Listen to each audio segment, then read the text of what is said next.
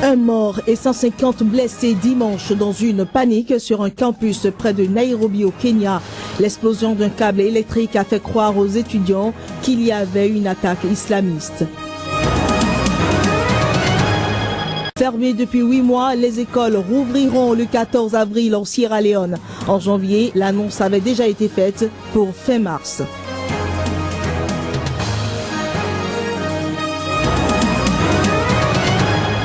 Décès dimanche d'un jeune de 13 ans à La Réunion. Alors qu'il surfait dans une zone interdite, il a été happé par un requin.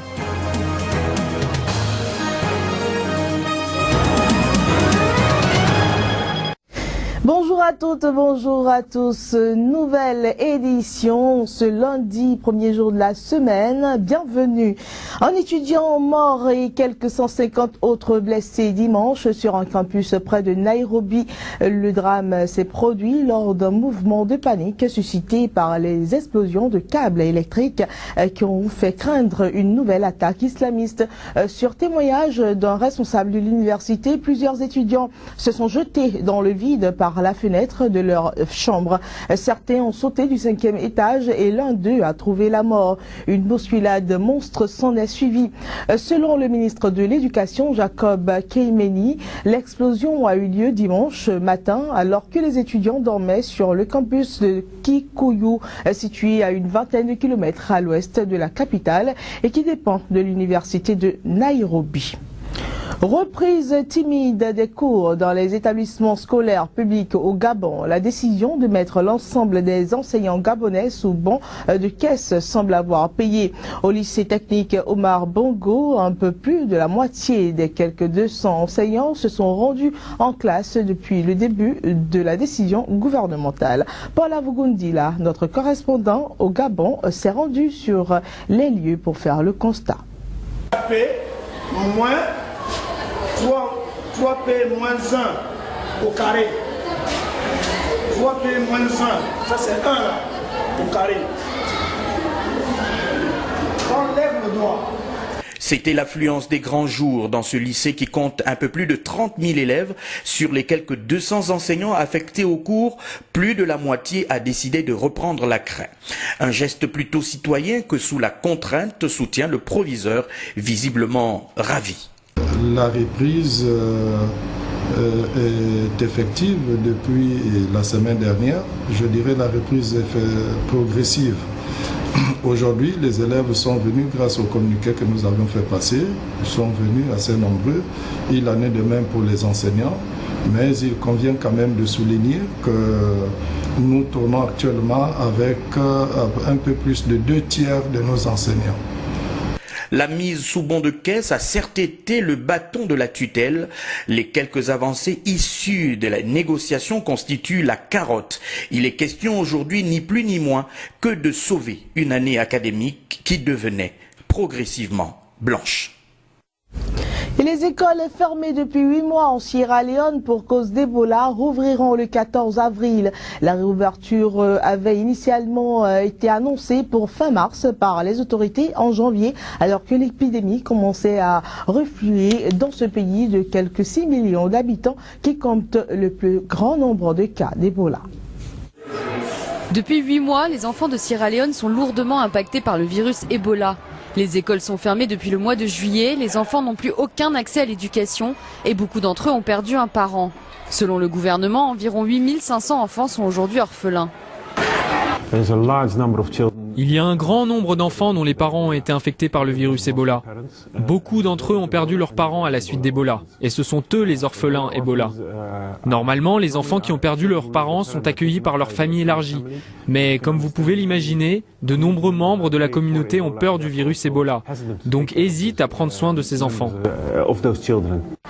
Des organisations internationales et nationales mettent tout en œuvre pour aider ces enfants. Cette ONG allemande en a recueilli 34. Il y a des enfants qui ne sont pas bien, ils sont très mal. Je m'occupe d'un enfant appelé Mamie. Elle pleure beaucoup et quand vous lui donnez à manger, elle vomit. Un autre appelé Victor. Il a tout le temps de la température et quand il est nourri, il tousse jusqu'à ce qu'il s'étouffe. Cette petite fille s'appelle Fatima. Quand une voisine de son quartier est tombée malade, personne n'a cru que c'était Ebola. Seule elle et son grand frère ont survécu. À son arrivée au centre, elle était très faible et en deuil.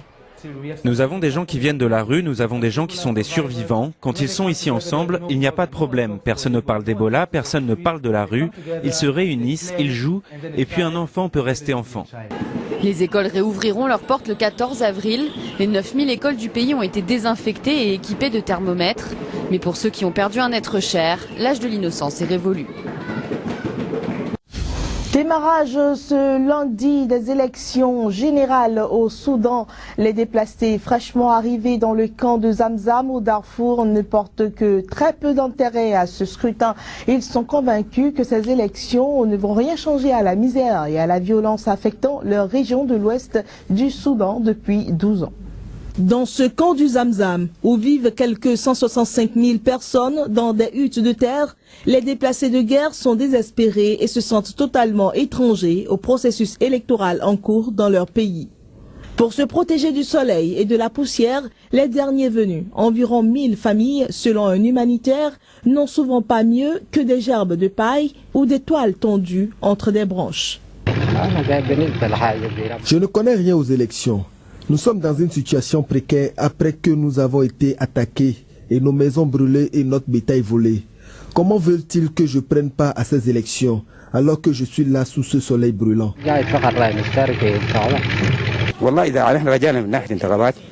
Ces élections intéressent surtout les gens qui appartiennent à un parti ou à un groupe. Personnellement, je soutiens la candidature du président parce que nous allons bénéficier de sa victoire en fin de compte. À des milliers de kilomètres de là, les autorités de Khartoum s'activent pour les élections législatives et présidentielles qui démarrent lundi. Ces scrutins devraient maintenir au pouvoir Omar el-Béchir aux commandes depuis 1989. Ici comme ailleurs, on se dit qu'avec une quinzaine de concurrents peu connus et le boycott annoncé de la plupart des partis d'opposition, la réélection de Béchir est jouée d'avance. Et justement, restons au Soudan pour dire que les bureaux de vote ont ouvert très tôt ce matin au Soudan où les électeurs doivent choisir leur prochain président. Omar el-Béchir, au pouvoir depuis 25 ans, est assuré d'être reconduit.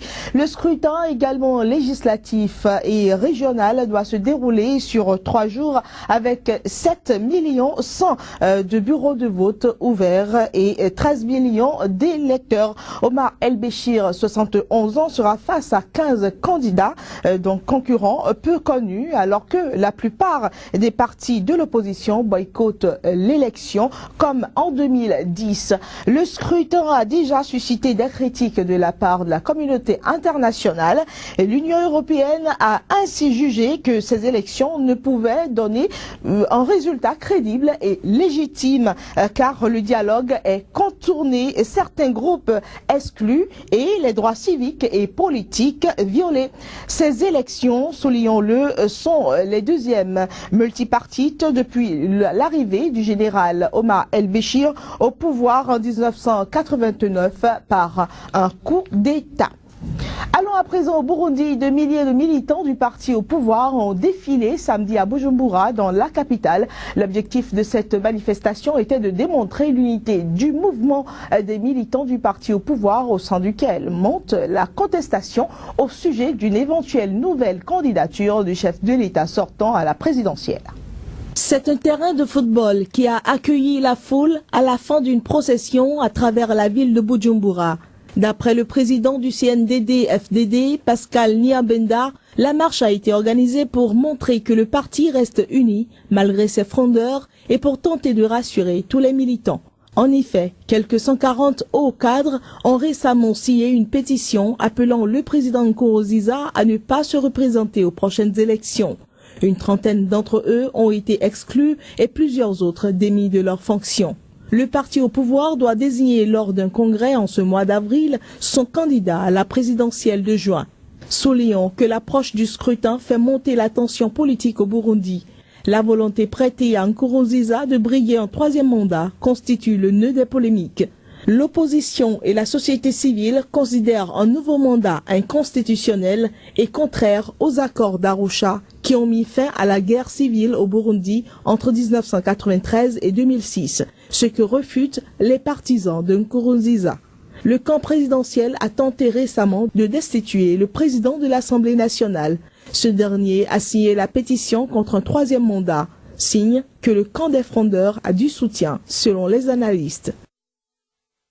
Parlons toujours élection, mais cette fois-ci au Nigeria. Le congrès progressiste du président élu Muhammadu Buhari a pris le contrôle dimanche au Nigeria de plusieurs États clés et conserve donc son assise à Lagos lors des élections locales 2 semaines après sa victoire historique à la présidentielle. Le parti PDP régnait en maître sur la présidence et sur la majorité des 36 États de la fédération depuis la fin de la dictature militaire et le retour de la démocratie au Nigeria en 1999. Au niveau national, l'APC prendra le pouvoir le 29 mai avec l'investiture de Buhari. Il s'agit de la première alternance par les urnes dans le pays le plus peuplé d'Afrique et la première puissance économique du continent. Décès dimanche à La Réunion d'un adolescent de 13 ans, membre prometteur du pôle espoir de surf. Le jeune sportif est mort après avoir été happé par un requin dans une zone interdite à la baignade. C'est le 7e décès dû à la résurgence des attaques de squales dans l'île depuis 2011. Elio se prénommait l'adolescent.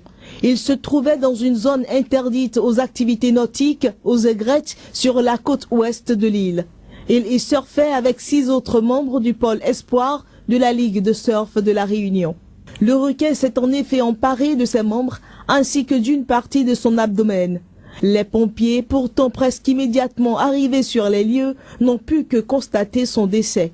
L'intervention remarquable des occupants d'un bateau qui avait ramené le jeune homme très vite sur le rivage n'y a pu rien changer. Très choqués, les autres jeunes gens ont été pris en charge par les pompiers sur la plage qui a été évacuée. La sous-préfète de Saint-Paul ainsi que les élus locaux se sont aussitôt rendus sur les lieux du drame. C'est la 16e attaque depuis 2011, la 7e mortelle. La dernière remontait au 14 février. Une baigneuse de 22 ans avait été attrapée par un requin à 5 mètres du rivage à Pont-Moula et Tangue-Salé, là encore dans une zone interdite en raison de sa dangerosité. Le préfet de la Réunion a immédiatement hissé la flamme rouge sur les plages du littoral ouest et activé la procédure post-attaque. Quelques heures plus tard, un requin-tigre de 3,5 mètres était capturé et tué dans la zone du drame. Mais l'expertise médicale pratiquée sur la dépouille de la victime a révélé que l'attaque avait été perpétrée par un requin bulldog de 2,5 mètres. Le préfet de la Réunion a martelé que la meilleure prévention reste de respecter les interdictions. Mais Elio et ses camarades ont ignoré ses conseils. Difficile d'arracher à un passionné de son âge de pratiquer son sport. En fin d'après-midi du dimanche, un rassemblement en hommage à Elio a réuni près de 500 personnes à Bokan-Kanot, à proximité du lieu du drame. Certains ont bloqué un rond-point pour dénoncer l'inertie des pouvoirs publics et réclamer la reprise de la pêche aux requins. Et voilà qui vient mettre un terme à cette édition que nous avons eu du plaisir à vous présenter. Nous vous souhaitons une très bonne suite des programmes sur Sika.